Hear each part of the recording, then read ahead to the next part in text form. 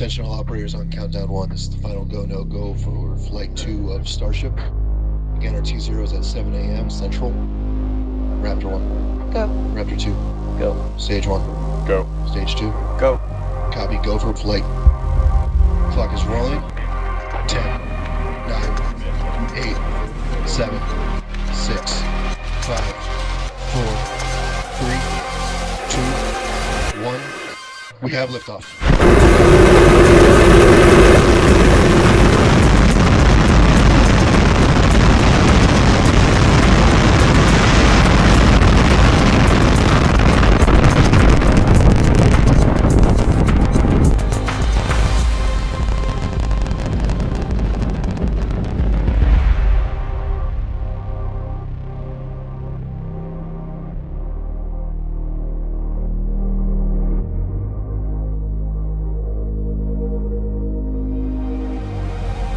Boost stretcher cut off.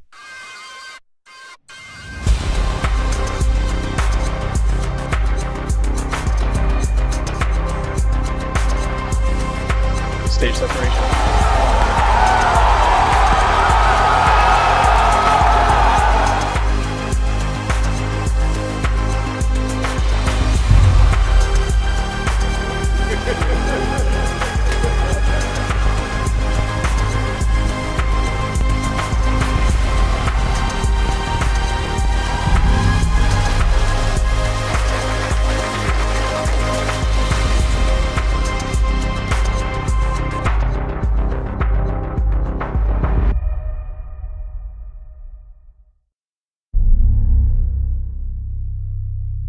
Attention all operators on countdown 1. This is the final go, no go for flight 2 of Starship. Good evening, everyone. Welcome to the last edition of the debrief or the briefing before our next and final Operation Defend the North event happening in Toronto next Thursday. I really have been enjoying these, sessions that we've been having every Thursday evening for the last while, reminiscing about what we have experienced in the various tabletops. We've had quite a few in the last few months. The highs, the lows, what went well, what didn't. It's been a really great conversation. I got invited to host this round, and I'm really excited to bring Rob Bay and Manas Khanna to this discussion. So before we get started, let's do a quick introduction, just based off of what's on my screen. Who you are, what do you do, and an icebreaker question. What was the funniest, weirdest, or most unexpected thing you remember from a tabletop or a real incident experience that you are allowed to share? Rob, you first. So I'm Rob LeBay. I'm the CEO and CISO in residence of the Mining and Metals ISAC, which is the global industry sector ISAC for the mining and metals, really working at how we protect the very beginning of all of our supply chains. So I'm glad you added the caveat allowed to share. I think the most shocking one, walked into an incident response room. I was brought in as a pinch hitting incident commander because I didn't have anybody to do it. So by the time I flew in, it was probably 10 o'clock at night on day one of the incident. By the time, the incident started, they called me. I got connecting flights and walked in the room. It was 10 o'clock at night. And the whole incident response was in the boardroom in their jammies. So they decided to make the incident response a pajama party. I unfortunately missed the memo. So, I was in jeans and a t-shirt. But I thought that was a really clever way to bring in some levity and some, hey, we know we're here all night, but, let's have a bit of fun with it sort of attitude that I thought was a fantastic way to kick it off. Amazing. Thanks for sharing, Rob. Manas, over to you. Manas, Director of Engineering at Verion. I am responsible for cybersecurity and IT operations there. I'm just trying to think an anecdotal thing that I can share, which is not censored at this point. But one of the things similar to what Rob said is getting up at 3 a.m. and called in to join a call when I could barely keep my eyes open. So that was one of the funny things that, or something that I still remember, that how I ran that incident and with barely awake and then getting myself going. So I think that's an exercise that we get to see quite often, and it's something that still makes me laugh. Amazing. Well, I will share one funny thing. A lot of them I try to roll into the scenarios of Operation Defend the North. But this was 2017 Blue Keep. It was I think it was a 9 or 10 out of 10 on the vulnerability scale. It required no authentication and it would take over Windows. So I got brought in, and we were worried that this system had been remotely accessed and also had access to more sensitive parts of the environment. So we were, going through the logs, checking that out. But on the device itself, we were going through the logs, and what we caught was multiple hackers trying to kick each other off, like trying to create persistence, and then the others deleting and disabling the accounts. And we thought that was pretty funny, and what actually resulted in lack of lateral movement from that system. So I thought that was a really interesting scenario. All right, so I've got the pleasure here to have somebody that's done 2 Operation Defend the Norths, and one that is fresh, new, and doesn't know what to expect, and Manas, that is by design. But the advantage you're going to have now is that you get to sit on a call with somebody that helps create these scenarios. Actually, we got Lionel dialing in, and he's also been part of our Ottawa scenario. Yes, absolutely. Hey, Lionel. Hey. So Manas is going to be a first timer on our Toronto event, and I wanted to dive into how we build these things out, and what the players know versus what they don't. Because when I did the first one, I thought I was going to be more prepared and documentation, and I wasn't, and it caught me off guard. I was stressing. And people at the break were coming up to me like, man, you were getting hammered on, like, what a great script. I'm like, this is not scripted. And why it isn't scripted? We have put a lot more structure in as of late with more detailed scenarios. But why it's not scripted is we want to create those natural emotions of the unknown, the fear of making a mistake and things like that, even though it's all for fun and it's all simulated and whatnot. So I'll go to you, Rob, first. Rob, you've done 2 now. You've sort of seen the progression from one to the other. What is your experience of how the scenarios are structured? What is scripted, what's not? I think I like how they're structured. I think the scripted part is really the bare minimum to get you up to speed with what the environment is, what the industry is, those sort of foundational bits. Because obviously, if you're involved in your own company, you know what your company did. You know who your partners was. You know how the value chain worked. In your own company, you know those things. And so there's enough scripted and pre-provided information things to set you up with that. Thinking back, I know every city's a different scenario, but the Calgary Blackwood scenario, you spend a bit of time up front talking about how the grid works. For those of us who, I happen to work in critical infrastructure, so I got a bit of an understanding because a lot of our mining companies also are power plants. But for those coming from retail or others who've never run into their only interaction with the electric system is flipping the light switch on and hope it works. Having those scripted primers is really helpful for the industry. And so I think that's the scripted bits.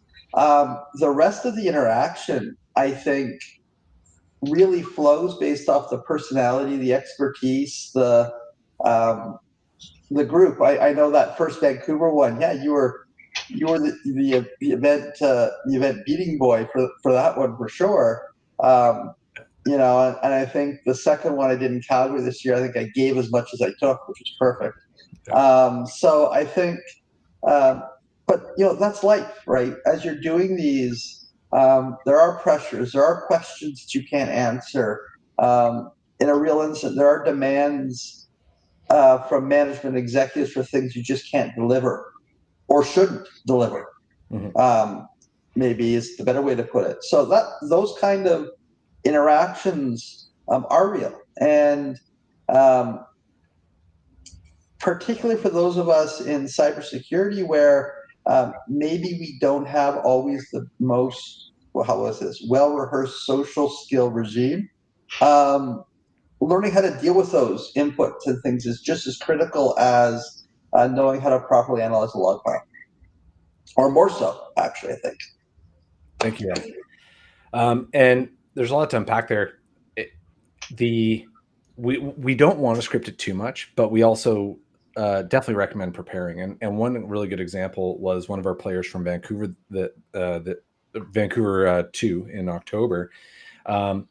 He disclosed afterwards, like, oh, I spent like all weekend learning about what this role would care about, because while he was an expert in his own field, he took on a fictional role that was not his experience, and he played it so well.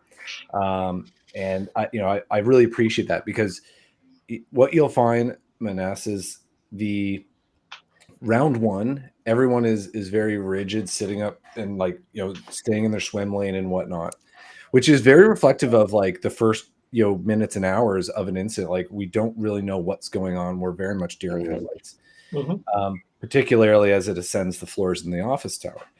So but by module 2-3, there's a few players that naturally want to improvise, want to I don't want to say goof around, but like throw in a hilarious anecdotal experience that they've had that would play well into that scenario, and it flows so well.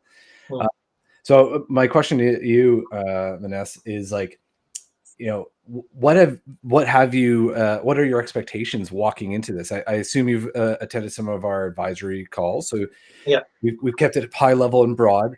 Yes. So does that, are you lacking information, or are you excited for the unknown? I'd love to hear your position. So I have had 3 calls so far, and definitely, so like at this point, I feel like I don't know enough to be there and speak. At the same time, I know enough to understand what's going to happen. So it is definitely, as you called it out, there is that sense of unknown going into it. But at the same time, your brain is already processing what to think about and what to prepare for and go into it, winging it basically, which how an incident works. An incident is the thing I called out 3 a.m. when I got up. I had no idea what was going on. My brain was completely shut down. So at that point, you as an incident owner or incident manager start thinking, okay, what is going on? Collect your thoughts, collect all the information, see what Rob is saying, what Alex is saying, what Lionel is saying, process it, and now start figuring your steps out. So that's the mindset I'm coming in with at this event, that I'm in module 5. So initially when we started talking, I was there were discussions about personas, who will be doing what, and in my head I was like, okay, I can be the incident manager, and I didn't go for a CISO I wanted to play at all levels. I was like, okay, incident manager, go in crazy situation. But by the end, I learned that I will be in module 5, and when I have to unpack the lessons learned. Now, doing that, you have to be attentive from module 1 to module 4. Pay attention. Again, you're seeing the whole incident unravel, and you are the one who are responsible for making sure the information is coming back to all the participants in a way that they can also understand what happened. And what, as a security officer, what is your take on how you will avoid this from happening, or what can you do better in your industry?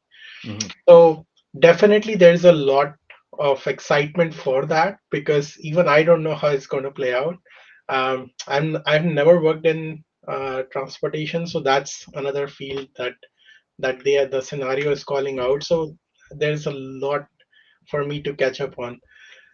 At the same Absolutely. time, I am doing my homework. As you said, you shared, I'm also doing my homework about the industry, about the domain, how things work, so that I can know more than just flipping the switch, as Rob said.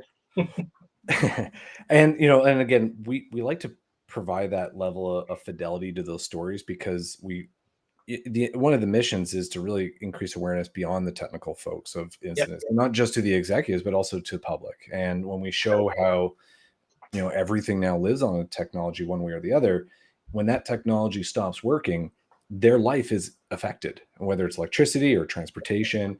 We did a telecom in the spring. We did a national grocer in the fall for Vancouver. Like all things that when that's interrupted, we as people feel it. Now, being in module 5, that is the debrief. It is you're right. You do want to have a good understanding of the flow for the last 5 hours, but it's such a critical piece of and often sort of scooted ahead. And arguably, it is the smaller of the modules for us because we're pretty tired from running an event all day. But you remind me of something I learned long ago about writing things down. So before there was just ServiceNow and really easy to use ticketing systems that are not a full client like Remedy. I'm sure we've all had to deal with that once or twice. We used to need to write things down, and even before Google Docs and whatnot, it was paper. And I remember a lady that was mentoring me, and this was both on incidents but also pen testing, was write everything down what you do, but also you can't use a 3-quill binder. You need to have something that's bound so that if a page is ripped out, it is now known, right? Like it can't be destroyed, because at the end of the day, there needs to be a log and tracking of what decisions are made, what's happening, et cetera, because of the consequences one way or the other. You are in an interesting position of being out of it. Now, I will say we do have a Signal group chat that we'll have day of, so you are able to still contribute to those conversations. That was something that we debuted in Ottawa, and it really helped because particularly Ottawa's table was a mile long. Lionel was on the exact opposite side, so I could barely see him at the end of it. But we were able to stay in touch. Now, over to you, Lionel. You did your first one, and I believe you are coming to Toronto, right? Yes, I'm coming to Toronto. Yes, amazing. I'll be there in person. Yeah. So, what was your first experience? And Lionel is you weren't able to make introduction, but he's the CISO at the National Art Center, which is a pretty cool venue. I graduated out of there decades ago. Yeah. But he didn't play that role. What role did you play? So it was actually the law enforcement, the liaison, I think, for the law enforcement. Yeah, so that was my role, and I really discovered it on the day of the event. So it was like I was saying, man, has to really just be able to quickly adapt and put yourself in the shoes of that role that is attributed to you. But it was a great experience. I would say that the expectation, as a CISO or in that role, you think maybe they would give you, I guess, something that would be in that area. But at the same time, I feel like when it comes to these type of events, one, you want to make sure there's enough different profiles and roles, and two, you also want to make sure that you're able to adapt, right? Because I guess when it comes to real time incident, then sometimes you just have to step up and do what needs to be done, so yeah. You know what I really liked, we do a lot of things not with intention, but the outcome is something that really reflects what it really feels like. And in the situation in Ottawa, the government agencies' computer systems were under attack. It was for immigration and refugees, and this software glitch or attack against the software was impacting processing. And a lot of that processing happens at embassies overseas, but also in Canada as well. And why police were really important here was that, crowds were building, potentially upset people that had been waiting days to, do their paperwork. So it drips well away from just a technical problem at this point, because there's people that could be suffering. Some of these embassies are in hot countries and they're in the sun for an entire day waiting to do the paperwork. So it was really important. But at the same time, Lionel, you inadvertently really played it well, that the police wouldn't really know, like they would understand the riot control aspect and the crowd control, but they wouldn't understand like the why this is happening. It would be very hard for them, and it would be hard, I think, for police to be knowing how to communicate with the rest of the incident responders, because their world is so physical, and and our world is so so I think like with your like I'm not exactly sure how we would do this. It was very representative of like the first few minutes of like when you engage a third party like law enforcement with a fairly strange problem, right? It's not just ransomware, which unfortunately they're probably pretty familiar with, but it's actually something much more challenging and arguably sinister, because we have a little bit of misinformation in there. So and I find like every time we run these, like the simulation brings out so many like actual memories, and I guess that is the definition of PTSD for a little bit. And you're like, oh man, that. And to be honest, the first one that I did with Rob, where I had not really planned on what things I would want to throw in, and I've now been like promoted to chaos engineer, which is my job is sort of to make sure the linear plan gets turned upside down, also known as reality. But like the first one that I did in Vancouver, I didn't, but then the stress came in, and like because Ali is asking me questions I do not have answers to, and I'm in front of all my peers. Stress is building, but then that stress actually brought memories that I probably had suppressed to a certain amount, and I ended up starting to bring those stories back and rolling them into this scenario, which like made it super entertaining.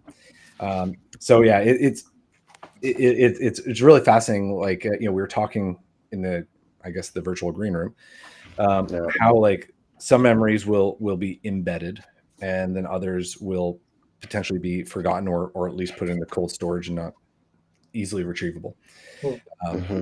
So I guess like I want to circle back on the stress factor a bit, and again, being in module 5, everyone has already gone through that peak of stress and is now everyone is cool as a cucumber and are all buddies. But let's talk about stress and how that affects people's reaction time. Rob, I'll go with you first. I think it's interesting, having been in this field for more years than I want to admit, how that's changed, right? It's always been stressful. I think now, though, we're starting to recognize the stress on incident responders and the PTSD that builds. And thankfully, in the industry, started to talk about it some more, whether it be, Tim Brown publishing his experience, not so much on the incident itself, but of the impacts on him and his team. More and more CISOs are starting to talk about that after an incident. And I think that's a super healthy thing, that we're now talking about that bringing to the surface. And why a lot of incident response plans actually have mental health professionals assigned to an incident when there's a major one to support that team.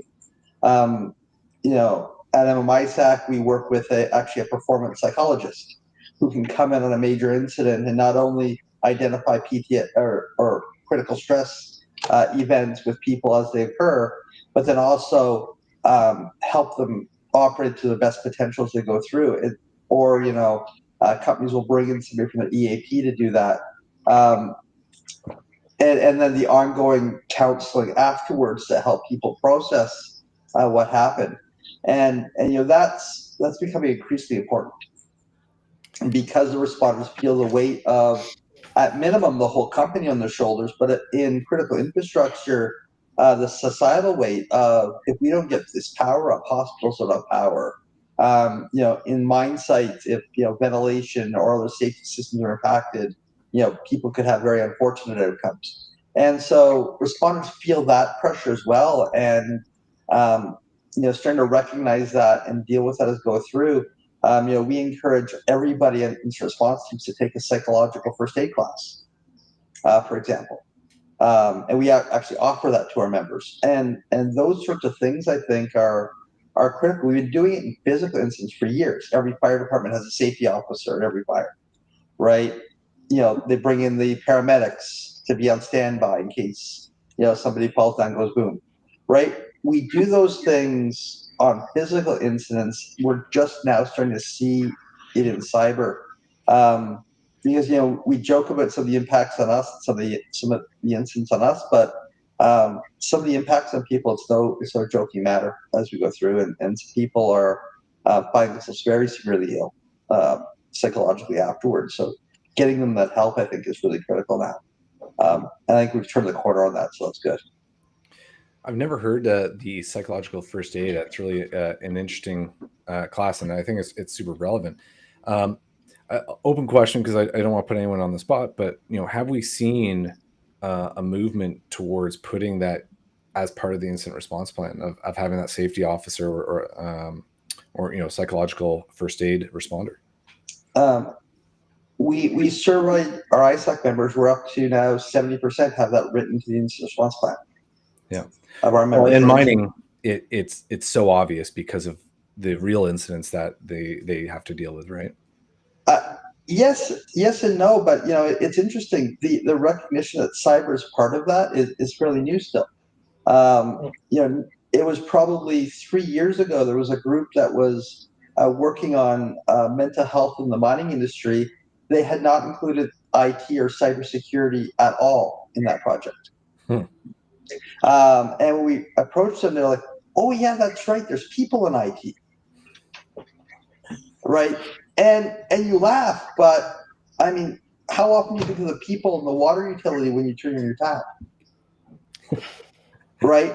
Yeah. When's the last time you called your local water utility and say, "Hey, turn on the tap. It was clear. It was cold. It was delicious. Thank you so much." Right? IT is like that, right? When's the last time you called your networking team and went, "Just so you know, I launched my VPN and it worked perfectly. Thanks, dude." Right? Like, when's the last time you did that? Maybe when the World Cup was happening and everyone was streaming, we thanked our IT for being able to handle that many. Probably not. You just bitched when it didn't work. Welcome to IT. And so IT is seen that way, and a lot of organizations forget. When we think about incident response, we think about the log analysis, the blocking and tackling, the geek stuff, but it's not systems doing that. It's humans doing that, and it's humans feeling pressure from other humans that are trying to cause harm. And so it's a very different thing. And I think that recognition turning that corner where for so long IT was just plumbing, that it's actually humans behind that. And so, yeah, maybe call your local IT team tomorrow morning, and when you get to work, and you can log into your computer and just say thanks. It's working great. Just let you know it's fantastic. It'll probably we're in almost December. Probably the first call like that they got all year, right? And that's just the nature of this. There is a Thank Your IT Administrator Day. It is not recognized as an official holiday, unfortunately, but one day we can always go. Holiday.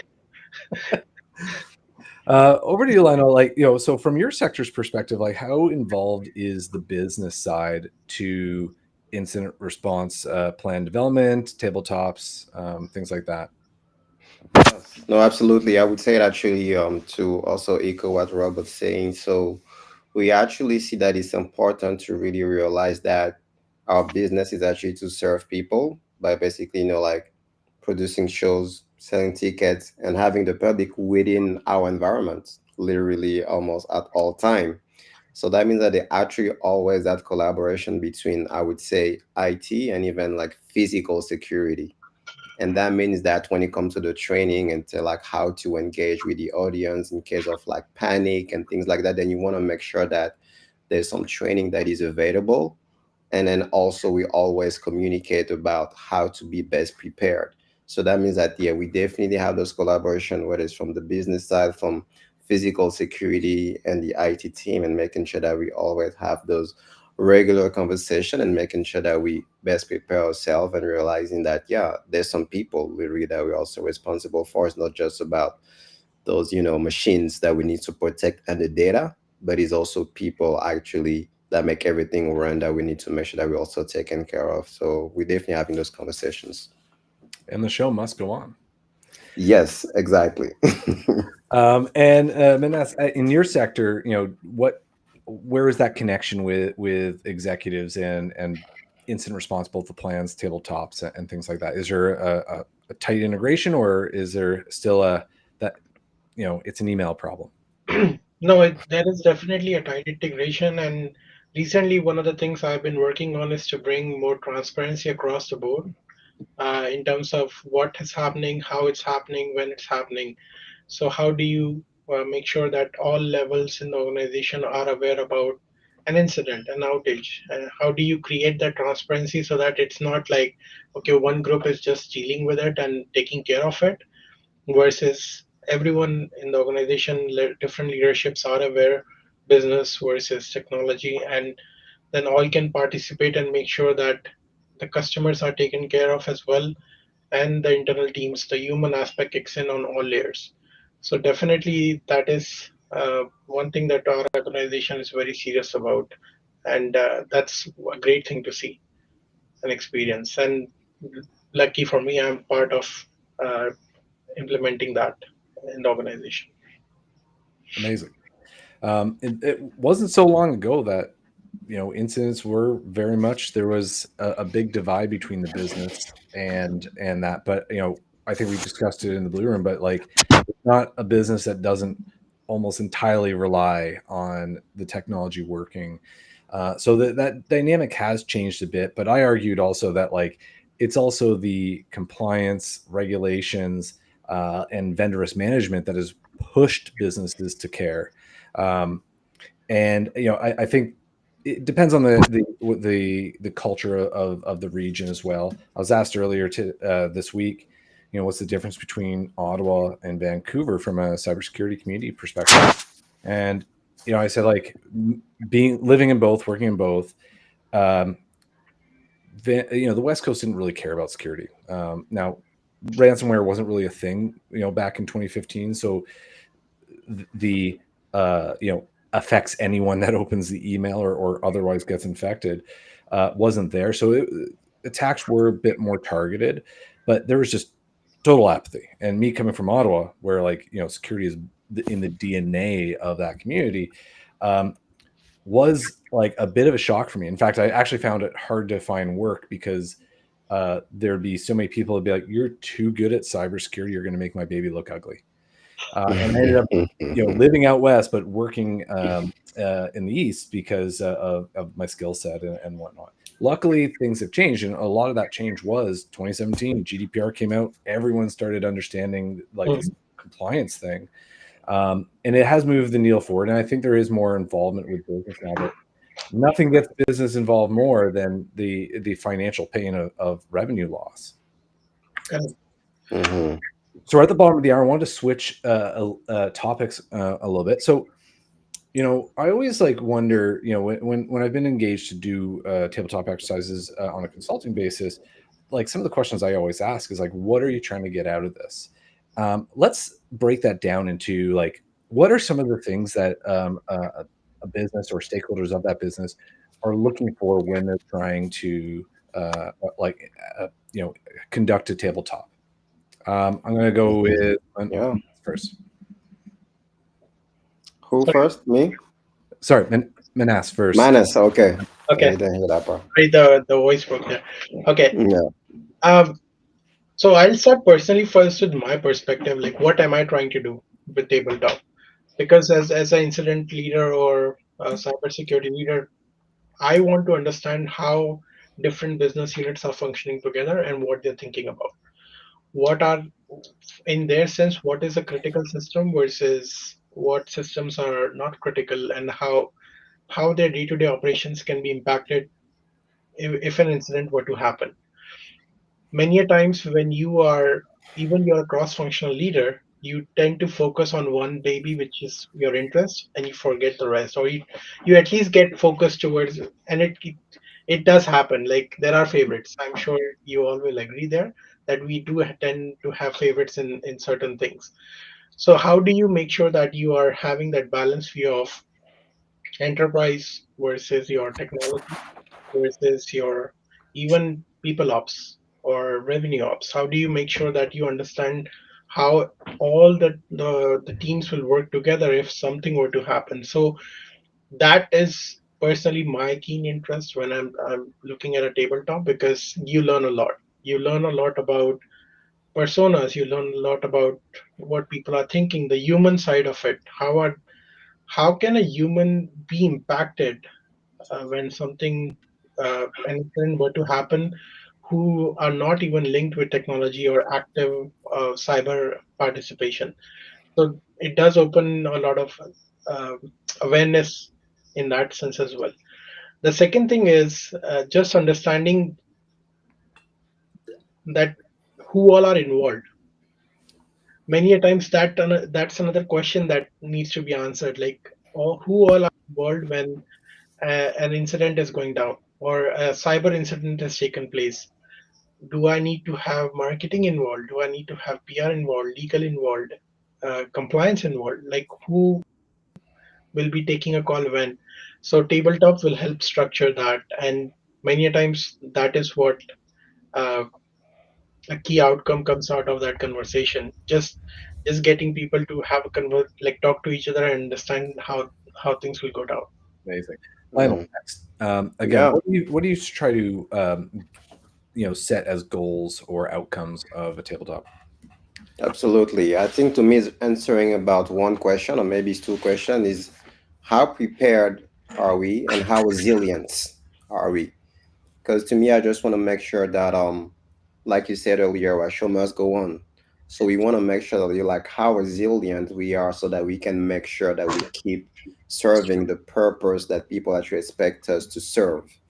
And then within that, I would say I'm looking for two main, I guess, skills or I guess properties or like criteria, which is almost equal to me is one accountability and ownership, and actually also how collaborative we can be, because at the end of the day, when things doesn't go as planned, you don't want to focus too much on like putting the blame. You also want to make sure that we can support each other instead of just trying to pinpoint each other and that's your fault and responsible. So that's why also seeing like in those moments where we might actually be subject to panic, how do we stay strong and collaborative to each other? And then after that, when we do the lesson learned, then we can talk about that. But in the moment, I want to make sure that there's some ownership and collaboration so that we can, again, serve that purpose and be as resilient as possible.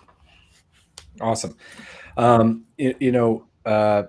we go to Rob, like again, thinking back about the events, I got to attend an event about sort of exploring how FIFA is going to be secured. And I had the fortunate opportunity 15 years ago, the ancient internet and technology of working on the Vancouver Olympics. And there was a few old Olympic team members that attended this event, and we got to reminisce about all the things that we had to do. And one of the things that, even though I'd worked in government stocks and where SLAs were measured in minutes, definitely not quarter hours. What was really fascinating about the games was like the Bell Canada's slogan was flawless games, meaning like no interruption. The world is looking at us. But there's also those immediate things. We have 20,000 people at this venue in the mountains. We have to make sure all systems work, communication and whatnot. So it was very fascinating to like work in that type of. It's an event. It's only happening once. It has to go flawlessly. But later on in my career, I got to work in the mining sector, and with Rob, and it is a different type of just-in-time thing. Mm, That mining, to my surprise, yeah. is very sensitive to any interruption, which is what was Mm, really fascinating. And this was definitely part of the culture. is safety, and safety is tied to, well, keeping people alive. That's good, but also making sure the wheels keep turning.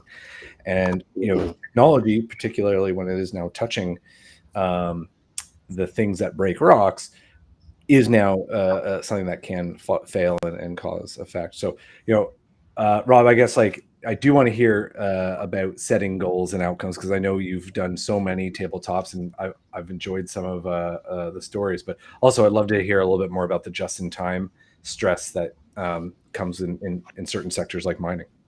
Yeah, I think, it comes down to both questions, actually come down to a question of resilience. And so when I think about cyber resilience, I think of it as a three-legged stool. And just like any quality three-legged stool, all three legs have to work, otherwise you fall down. And the three legs are the cybersecurity bit in an incident, make the bad man stop. That's important. Business resilience and communication. And the one everybody forgets is the communication. And I've seen more damage done to organizations and incidents from bad communication than I have from the other two. When I think about incidents that went pear-shaped, it was never because the technical people weren't smart enough to stop the bad guy. That was never the reason they went pear-shaped. It was always communication structure. And so, when we think about tabletops, different tabletops have different goals. You might do a very technical tabletop with the IT operations team to say, can you actually reset everybody's password? That's a fairly standard containment step, but if you've never done it before, do you know how to double tap everybody's password and reset the golden ticket and end? Well, let's go through it, right? And that one has a very tactical goal of, hey, let's not make the incident the first time we've done this or tried to do this.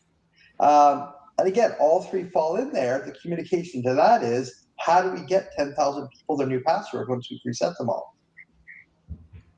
Right? And the MFA. Right, and MFA and end. The flip side is when we do the enterprise crisis sim, we just did one for a mining company. Top three levels of management were involved. The ELT, including the CEO, all of their directs, so the baby vice presidents and all the directors. If you can imagine the cost of those people in a room for 2.5 hours. None of them knew it was coming in advance, except for the CEO. They found out when they got the Everbridge page. So they all walked in thinking it was real, and maybe were happy to see me tell them it was an exercise. But that exercise, again, really focused on, we simulate all the technical stuff because we just assume people click the right buttons, but focused on the business resilience. How are we going to get the coal on the train, or the copper on the boat, or the gold in the armored car, or whatever it is we're producing? How are we going to get that done on time? And that's critical in mining, because when you're at the beginning of the supply chain, with the just-in-time nature of everything right now, a delay up there can have far-reaching consequences, and those ripples are going to hit in 6 months or 9 months. So they're not going to be instant. We all remember how hard it was to get stuff towards the tail end of COVID, or just after COVID. Well, that was because of supply chain disruptions in the first month of COVID. It just took till the end of it and after for us to really get smacked in the face with those. And so, the impact on that supply chain, if you're a potash miner and you're delayed, and now farmers don't get fertilizer in time to plant their crops, you're going to feel that when at harvest time is when that's going to get felt. So the delay is going to get felt late, but it's going to get felt very systemically. So that pressure is there, contrasted, as you said, against safety. Can we produce safely? And so that's that resilience piece that comes in, and all three have to be done right. And if you haven't planned and rehearsed that, it's going to be a gong show, particularly the communication side. And I remember at the end of that tabletop, the tabletop went poorly, which is outstanding for a tabletop, is what you want. The CEO of that company sat there and went, I lost track of who was in charge. Was that supposed to be me? Right? and looked at him and went, you're kind of the CEO, so might have been helpful had you been in charge, right? That kind of bit, until you've done it a couple times, right? You don't know. And so they say you'll have different goals at different, but in all cases, it's to exercise either operational resilience or technical, but always communication. Something that Lionel said, being prepared and resilient, and I derived that, and a lot of what also shared was testing the assumptions, testing things will work the way they do. And again, there's the technology piece, and yeah, of course, we've got the new whiz-bang Windows Administrator 2000. Of course, it can do that, but not testing it, and resetting everyone's password in the company isn't going to make friends. But like knowing, maybe doing it to a subset of users or something like that. But also the consequences of that. Now you're going to get help desk calls. Can your help desk, withstand that volume, or did you create a denial of service against your organization? And that actually reminds me of a story about the autonomous haul trucks. Rob, you want to share that one? I love that one. Yeah. So one of the ways I do tabletops, and they're not officially tabletops, but also with mine GMs and just throw a what if. So when I'm sitting in a meeting with the mine general manager and his directs, and in this case at one mine in Australia, they had been running autonomous haul trucks for about a year. So these are, bungalow-sized big yellow trucks that, they took all the drivers out, would be fine, I'm sure. And so I said, so what happens if the controller for the haul trucks went down? And he said, why did it go down? I said, I don't care. It could be a cyber attack. It could be a backhoe taking out the fiber line. The why doesn't matter. It stops. Well, in that case, autonomous haul trucks aren't like Teslas that have their own brains. The central computer is the brain. So when it goes down, all the trucks will stop. They will set their parking brake and wait for help. So production goes from whatever to zero. And he said, well, we'll put drivers back in the trucks. And I looked up and said, didn't you fire all of them a year and a half ago? Right? How many of those do you have? And the mine manager pulls out his fingers, starts counting, and he's like, 6. It's all the maintenance guys, right? Because they got to be certified drivers to pull them into the bay and test drive them and all that stuff. And I went, okay, 6 drivers. How many trucks do you have? He goes, 53.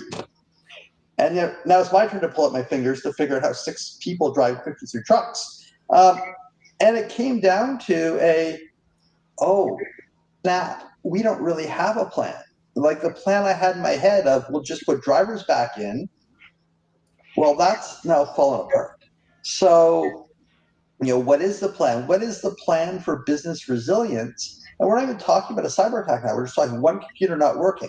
Right, the list of why one computer can stop working is, right, forever more long.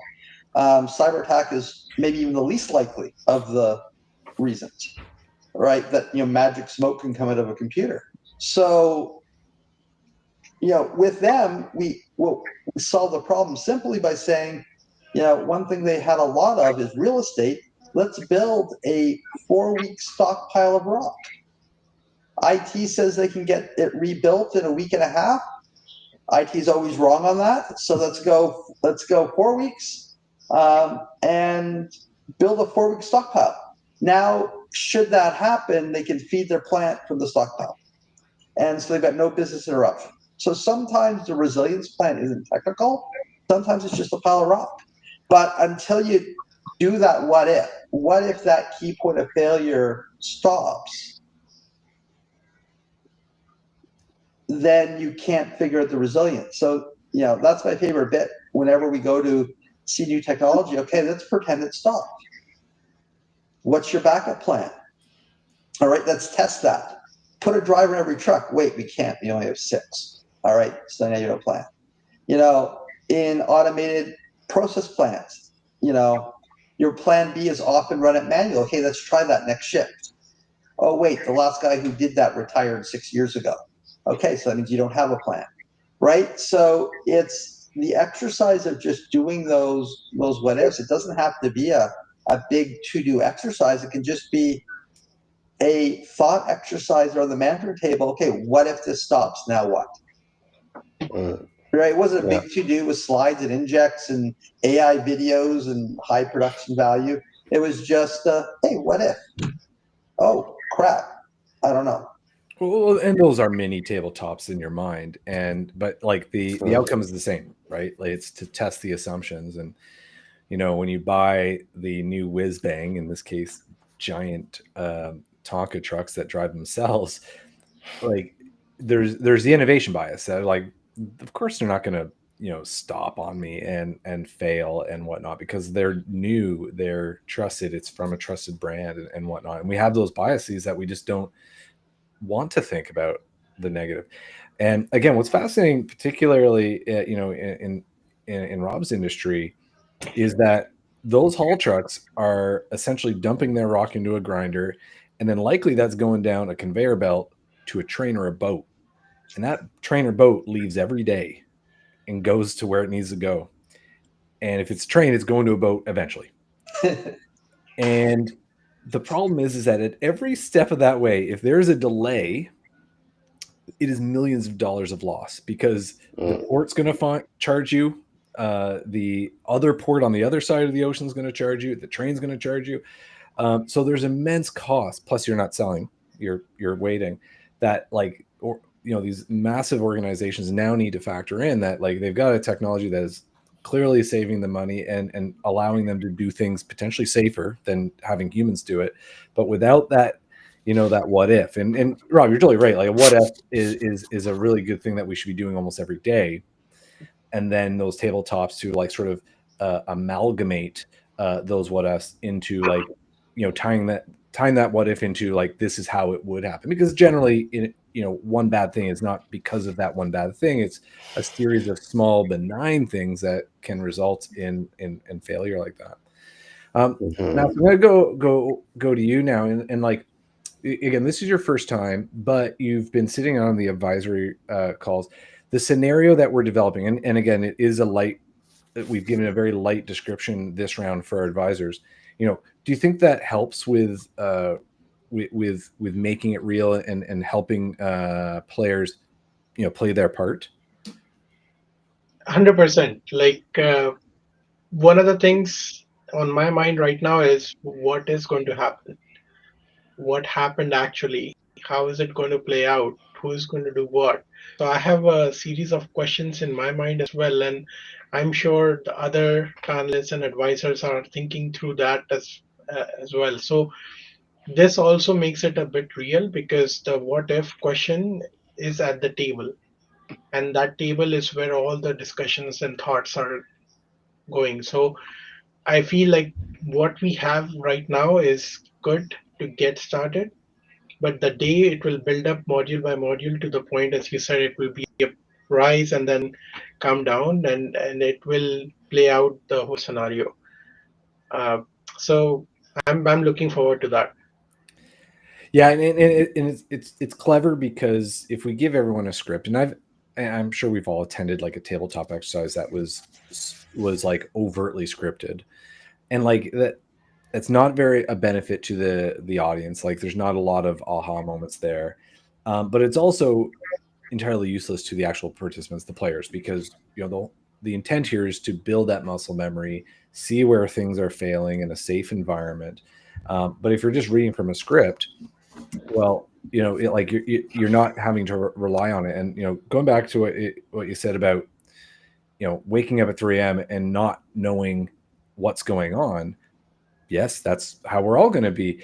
But a well-practiced person waking up 3 a.m. still has some muscle memory that they're not having to think about. Like, they're not having to, like, actually process it, because it is in, you know, their system one memory, which is, you know, very reactive and responsive. And that comes from that practice. I know, over to you, same question, like how, like you've gone through one now, like having like a high fidelity storyline that like, has more detail to it. Yeah, again, you didn't attend the Calgary one, and the Calgary one was definitely my opus on research and trying to make something work. But like, how good, like how important is it to have a good storyline and supporting evidence of a scenario? Yeah, I mean, it's important because at the end of the day, you want to make sure that we follow like a sort of like thread that makes sense between all the roles and the people that will be present that day, but then also the potential people that will be part of the audience.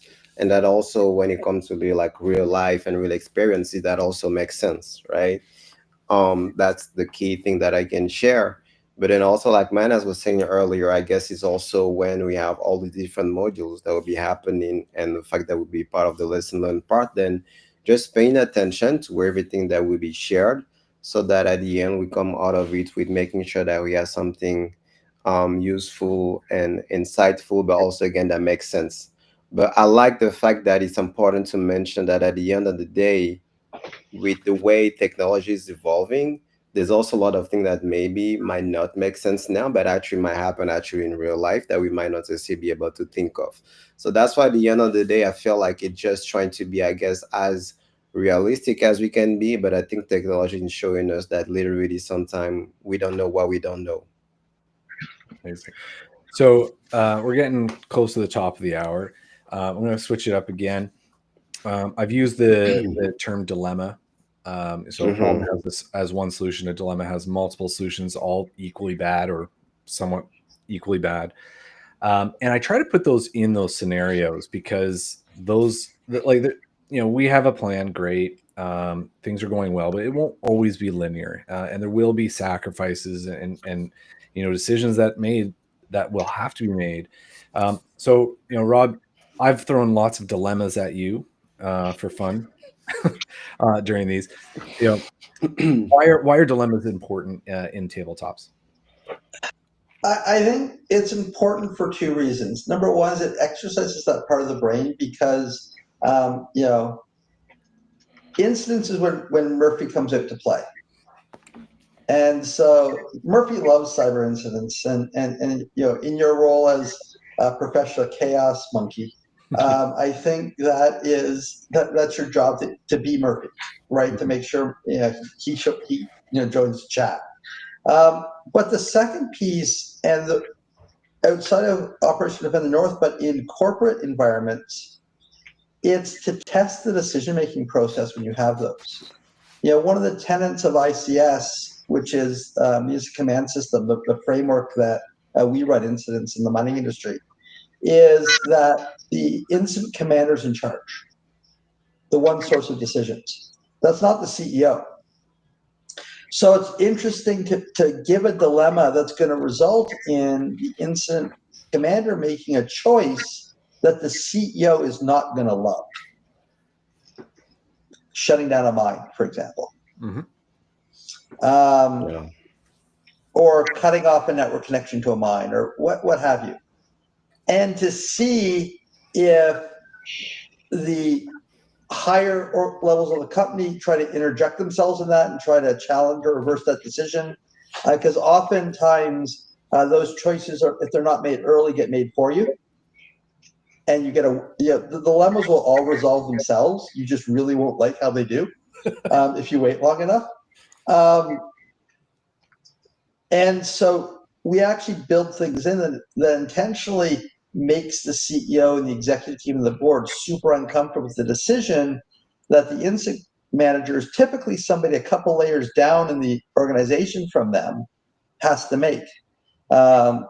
And then when they try to stick their nose in, I could say, no, not your call. Right? You got two choices. If you don't like what the incident manager is doing, you can fire them and replace them. Careful by doing that in the middle of an incident, though, because that'll disrupt things. But you don't get to overrule them, right? It's their show. It's their, and they go, but the whole company is done. You're saying the whole company is theirs right now? Yes, that's what I'm saying. So, maybe you should compensate those people a little bit better. But, that's neither here nor there, right? But we test those dilemmas not just for the person making the choices, but for the other people in the organization that have to live with those choices, and get the pucker factor going a little bit for them too. That is a professional term, pucker factor. No, and again, that's sort of the point. Like, if you have a very mature governance structure with incident response in terms of an incident response policy and plan, the CEO should be involved with that. And part of that whole process is to agree and have consensus that this is what the company agrees to do when we're under these situations. And then, frankly, those dilemmas do need sometimes collaboration up to the executive side of the business and whatnot. And sometimes it is their decision to make, and arguably, and what I always try to impress upon younger security analysts is you're technically an expert in what you're talking about, if you are, but you're not an expert in that business. So don't try to own more responsibility in that business. You are there to inform the actual risk owners of that business. And it's something that we struggle with. Some have the hero syndrome of working in a SOC and saving the internet every day, and that can be tough.